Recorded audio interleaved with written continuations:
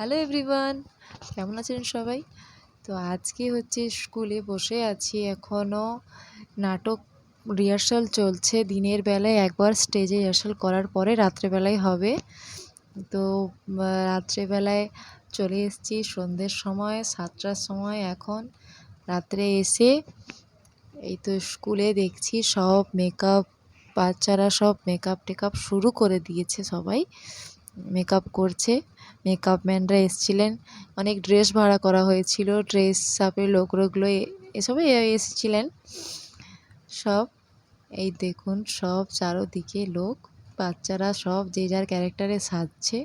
আর আমরা একটুখানি মাঝে মাঝে অন্য রুমে গিয়ে সেলফি তোলায় ব্যস্ত হয়ে যাচ্ছি, কারণ আনন্দ করার দিনগুলো সেরকম সাধারণত পাওয়া হয় না। এই সব অ্যানুয়াল ফাংশানেই আনন্দ করতে পারি।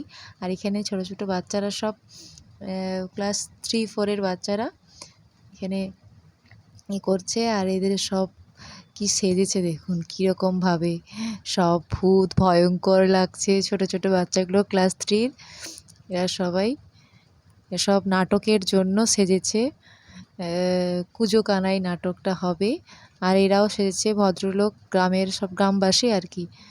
তারপরে আমাদের সন্ধ্যার উদ্বোধনী অনুষ্ঠান হওয়ার আগে সব নেওয়া হচ্ছে এখানে। তারপরে একটা নাচ হলো, উদ্বোধনী অনুষ্ঠান, নৃত্য যাকে বলে উদ্বোধনী।